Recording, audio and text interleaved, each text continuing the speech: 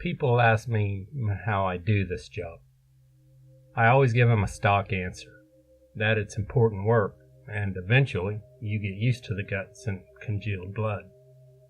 A heart is a heart, even after it goes cold, and still, every cut can lead to putting bad guys away. And all of this is true.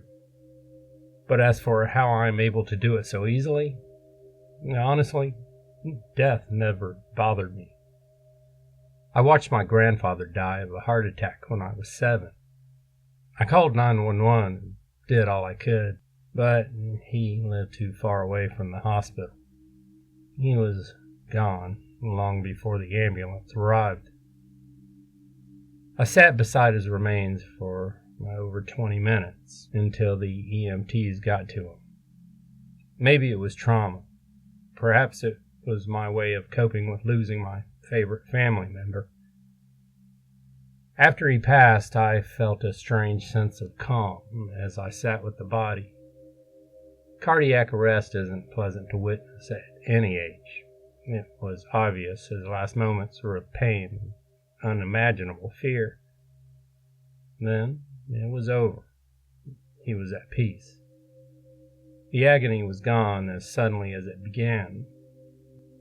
What happens after death is anyone's guess, but the calm stillness of final rest is undeniable.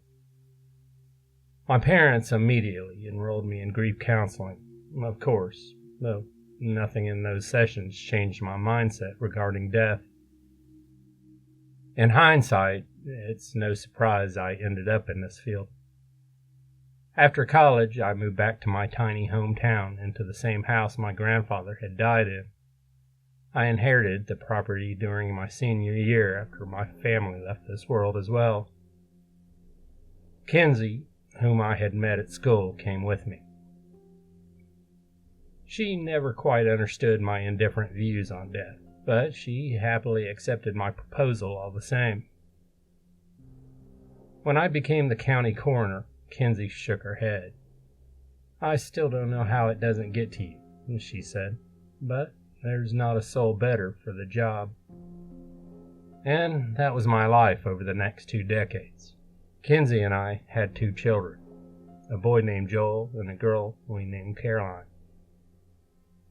I was lucky enough to have plenty of time to raise them, unlike a big city coroner, though I did miss the occasional event with a late-night untangling a cause of death.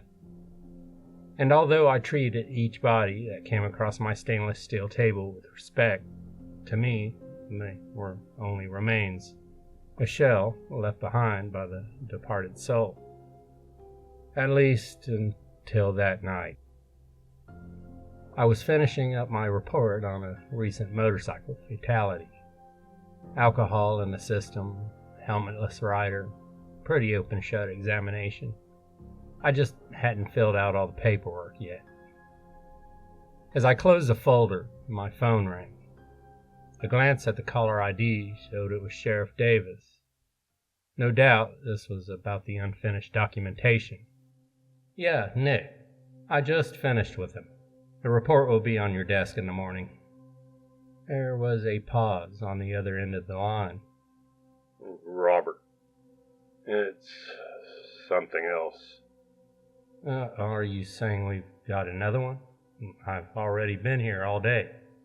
I heard a heavy sigh. "I really wish I didn't have to tell you this. I'm so sorry. It's Kinsey. She's gone." At first, what the sheriff said didn't even register as I sorted my paperwork. "What are you talking about?" "Your wife. Your neighbor saw her through the window when they stopped by.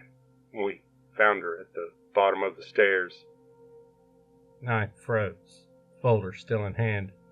No, there has to be some kind of mistake. "Do you really think I would have called you if we weren't sure? I've known you both for a long time. It's her." My hands shook. I dropped the folder, nearly the phone along with it. There was a long silence as I processed what I had just heard. "I want to examine the body. This can't be right." Come on, Bob. You know you're not allowed to do that. Someone else has to do the autopsy. I don't fucking care. List her as a Jane Doe. Use her maiden name. Whatever you have to do. I will be the one to do this. Again, there was a long pause. Are you sure? Do you really want to do that to your wife? You can take her to another county. I'm sure, I said without hesitation.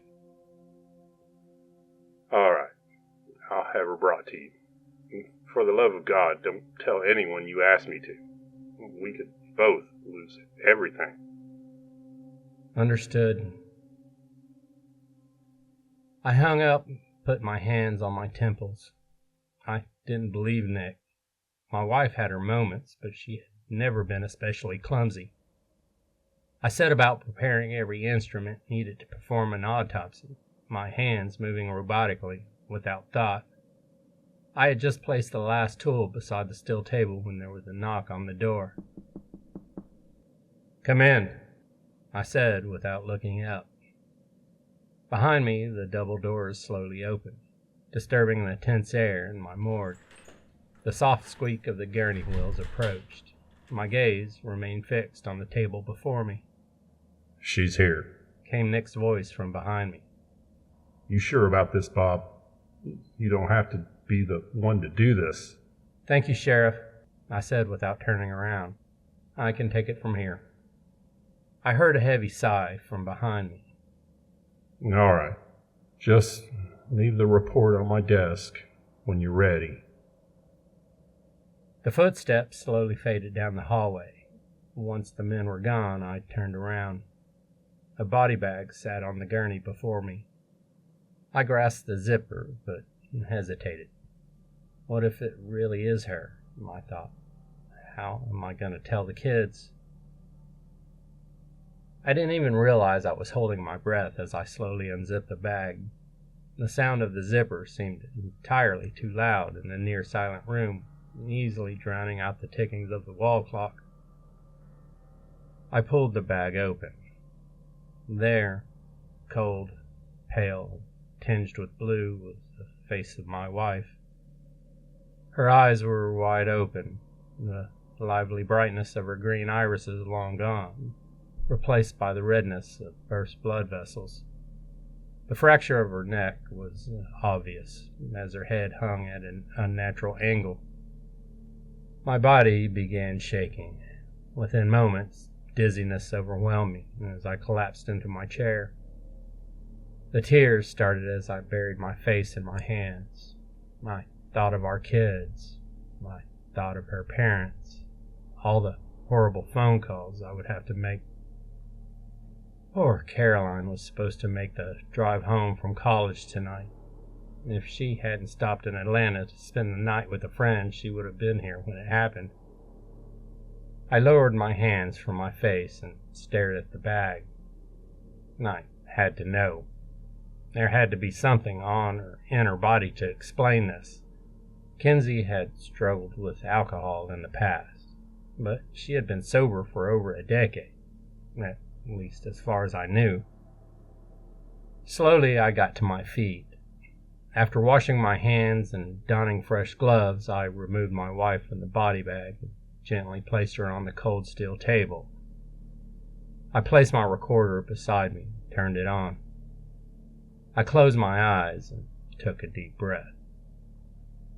I made the first incision, then the next. Once I finished the Y incisions, I began peeling back the skin to expose the rib cage. I flinched at each snap of the ribs as the shears did their grisly work. As I lifted her sternum from her body, I couldn't help but notice her lungs remained partially inflated. She hadn't died instantly. The fracture had caused her to suffocate. The subject has suffered near complete separation of the spinal cord. I said out loud for my records. Preliminary cause of death, suspected as asphyxiation. The moment I'd finished speaking, I turned away, suppressing the urge to vomit. After turning back, I carefully turned her head to have a better look at the points of breakage. However, the movements finally cleared her airway. While I had witnessed this phenomenon many times in my career, nothing would have prepared me for hearing the trapped air of Kenzie's last breath pass through her larynx. The haunting groan caused my entire body to shudder violently. After a moment to regain my composure, I began dissecting the structures within her neck to fully expose the spine. Subject displays obvious fractures of the C3 and C4 vertebrae, lending credence to my previous hypothesis. One by one, I began removing Kenzie's organs and carefully weighing them and setting them aside for further examination. As I progressed, the familiar routine of my work gradually set in. If I didn't glance at her face, I could ignore the fact that it was my wife strewn about the steel bins beside the table. Soon, only the heart, lungs, and select segments of her neck remained. Normally, I would have removed them earlier in the process, but I wanted her heart to stay with her as long as possible. I sighed deeply, closing my eyes to brace myself for what I was about to do. As I stood motionless, the steady rhythm of the clock became the only sound in the room once more. The room was utterly silent. I opened my eyes and looked at the clock, seeing the time as 2:07 a.m. The second hand had stopped, just shy of the 6 o'clock mark. Although I stared for several seconds, it did not move. And that's when I heard it. The sound was so soft I never would have noticed over the steady ticking of the clock. I looked back down at the open body of my wife and felt my eyes widen in horror. Her exposed heart was beating. Before I could react, the corpse of my Kenzie snapped bolt upright at the waist. A horrified rattling sound echoed as her lungs drew breath once again. Her head, though still hanging limply, suddenly turned to face me. "Robbie," the body said in a raspy voice. I couldn't move. My mind was entirely blank, unable to do so much as rationalize this as a nightmare. I could only stare as the exposed organs functioned against all laws of nature. "It was Paul." My mind snapped back to the present upon hearing that name. Paul had dated our daughter in high school, had not taken it well when she moved out of state for college. "What about Paul?" I asked without thinking. "Is Caroline okay?"